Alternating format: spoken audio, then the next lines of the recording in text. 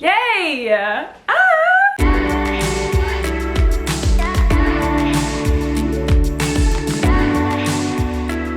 Hello my beautiful people, welcome back to my channel. It is Queera and this is Ask Queera, the video series I do where I get you to ask me questions and I try and give you advice. And I really don't know why you guys like my advice so much, but apparently you do, so that's why I keep making these videos. Plus they're fun. If you are new to my channel, welcome!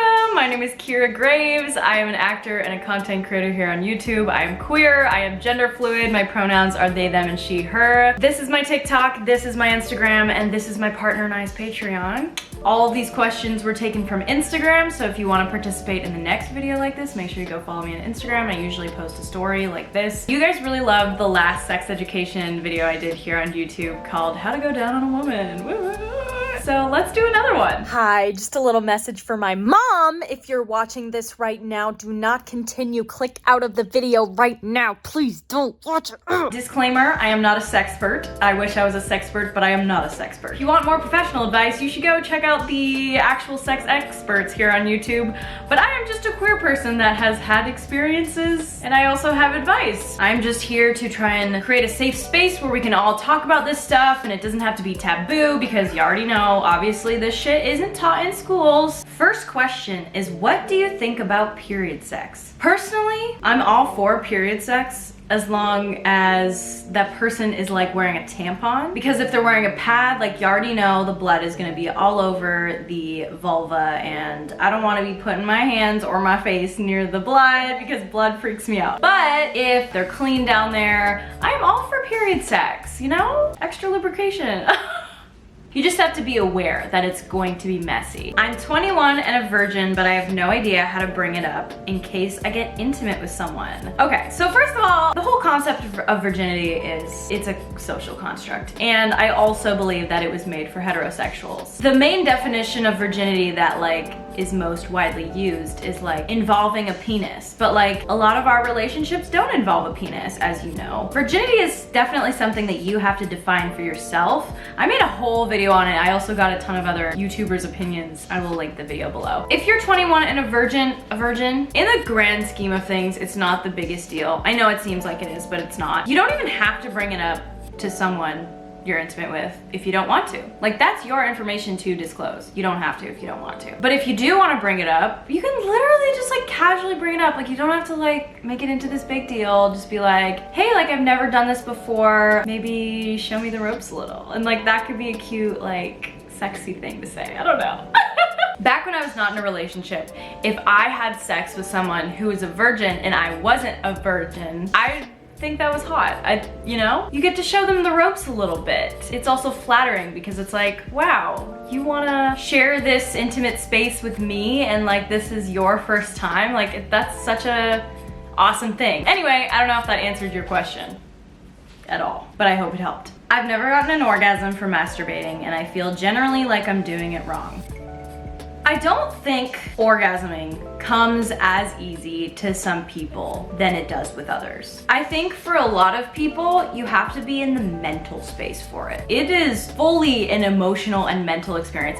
It's a release of emotion. You're completely just letting go. It's a release of endorphins and good feeling chemicals. You have to truly get yourself in the mental space sometimes to orgasm. And it's okay if you haven't done it yet. For a lot of people, it takes a longer time to figure out how to do it. One thing you could do is maybe like turn on some music that you really like that'll make you feel relaxed. Maybe light a candle, maybe do it when no one else is home and you can just like fully relax and not worry about anyone like, you know, hearing you or walking in. If you wear lingerie, like maybe you can put on some cute lingerie and like feel sexy and maybe do your makeup, even though you're not gonna be looking at yourself in case you want to.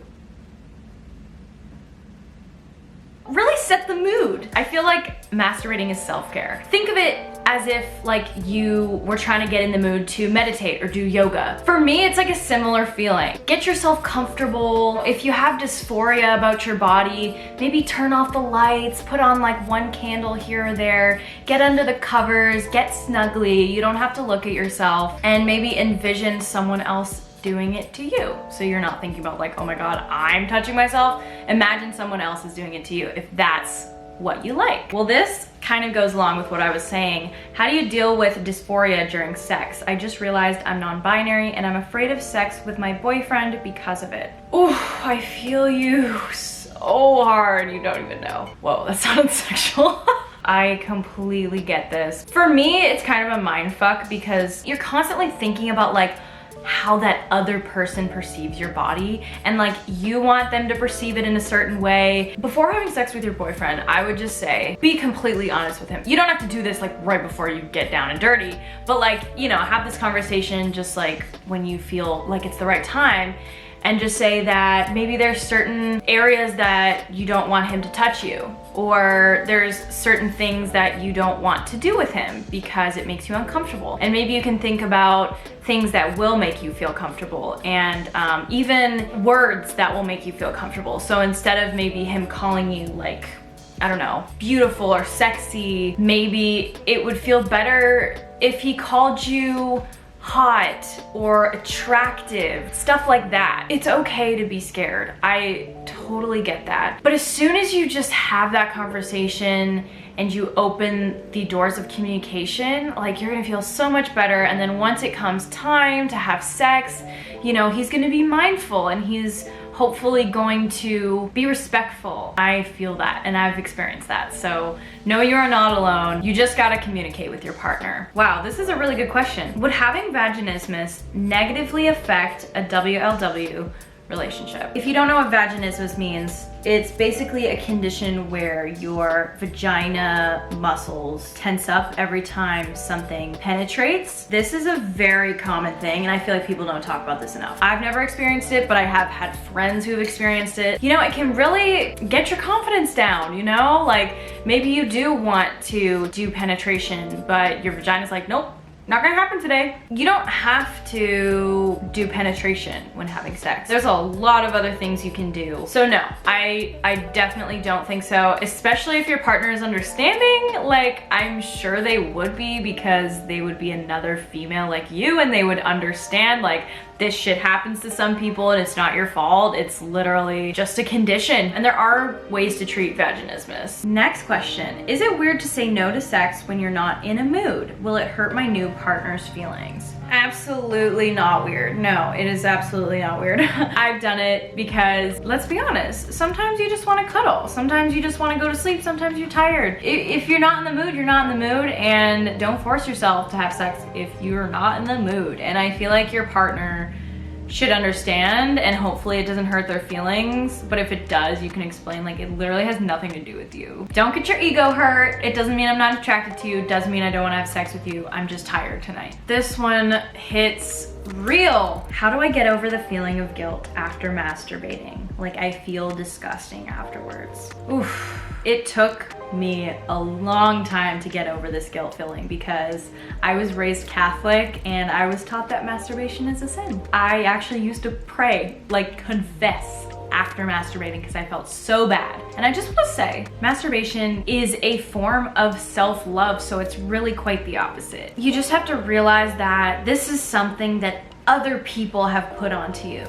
This isn't your true feeling. This is most likely a belief that people have taught you growing up. That was their own shit. That's their own baggage, and it does not have to be passed on to you. You can decide, no, it improves your sex life, it improves your connection with yourself, it's a way to relax, it's a way to release pent-up emotion. It's a really healthy and normal thing to do. So I'm sorry that you were told that it, you know, it's wrong or disgusting, because trust me, I've been there. Over time, I think you'll start to realize that that was their own belief, not yours. As someone who doesn't like my boobs, I'm assuming that's boobs, cherries, I'm scared that a partner will love them and want to touch them during intimate moments. It seems weird, but like, how do I tell them not to touch them? Totally get you.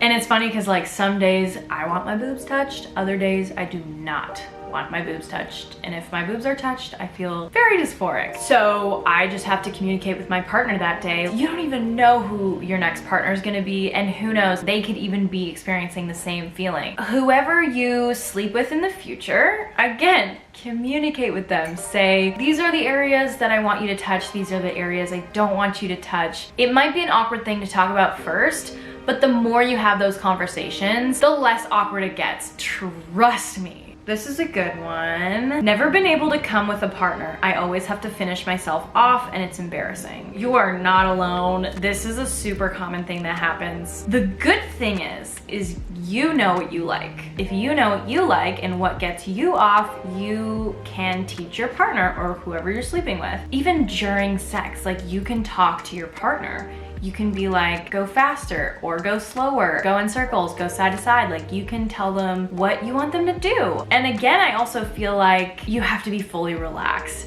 So maybe it's another thing where you don't feel fully relaxed when you're having sex with someone else, but you do when you're by yourself. I don't know. And I also want to say that orgasming is not the be all and end all. It's also about the journey. It's not about the destination, it's about the journey, like I've said probably a million times. I feel like a lot of people have inside their head, like they're not being super present up until the orgasm because they're anticipating it. And I feel like if you focus on it too much, and if you put pressure on yourself to come or put pressure on the other person to come, it might not happen because, you know, you're forcing something.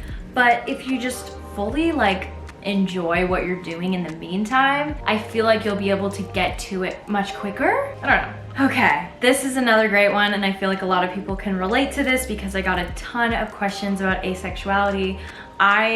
I'm not asexual, but I'll still try and answer this question. Is lack in sexual desire caused by anxiety, or am I just asexual? I think lack in sexual desire can be caused by a lot of things.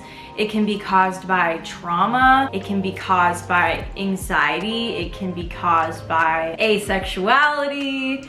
It can also just be that you're not ready for it. I feel like everyone thinks that there's this specific age where all of a sudden you start feeling sexual desire, and they think that happens around like, I don't know, 14, 15, but that's really not the case. There might be people having sex in your high school and you're not, and you're like, how are you doing that right now? Like, I don't feel any sexual desire towards anyone. That's normal. I felt that up until probably grade 11. This could also be that I didn't know that I was queer, like I liked women yet, but I didn't have sexual desire for women either until grade 11. So until I was 16, 17. So it could also depend on your age. It could also be a combination of those things. But I can't directly speak on asexuality because I've never experienced it, and I can only speak on my own experience. Oh, next question. Is it normal to have sex all night with your partner?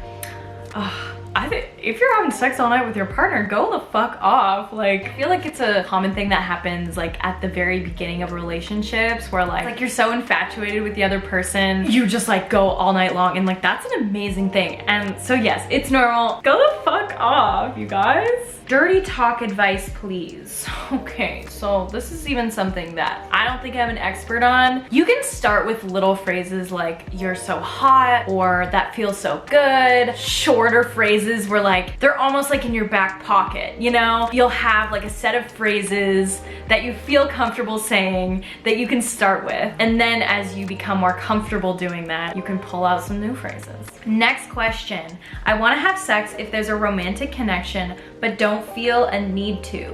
Am I ace? Again, I don't have experience with asexuality, so I'm not sure, but I do know that there's something called demisexuality. I actually thought I was demisexual for a while, and it's basically you only feel sexual attraction once you form a strong emotional connection with that person. So that is a thing. I just want to say, like, you don't have to label yourself. Even though I brought up demisexuality, like, you do not have to do that. Like, you don't have to label what you're feeling. If it helps you to, then you can. Also, with some people, sex isn't as important. It's not as much of an important thing in a relationship as other people. Sex isn't everything, you know?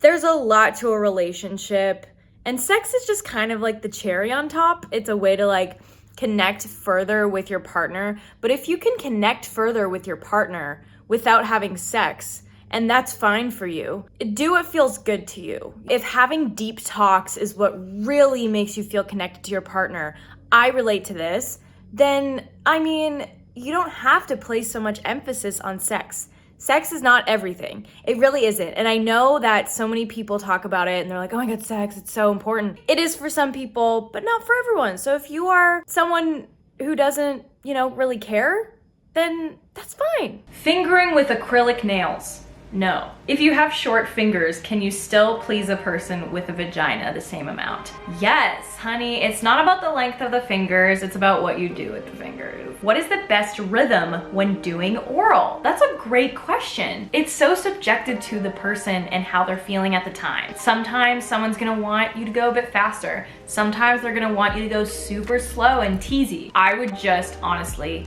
ask them. Another thing you could do is start slower and tease them and like kiss them on their thighs, kiss them like around the area, and then go for the gold. And then I find like you can start slow and then kind of like gain speed as you go, but also listen to the verbal cues if your partner is giving any verbal cues, like, how fast they're breathing, if they're making any noises.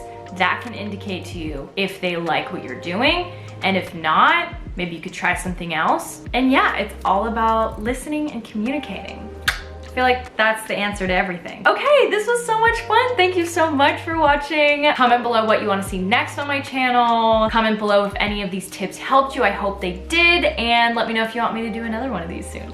Okay, I love you. Mwah. You are all valid, you are all beautiful, and I will see you in my next video.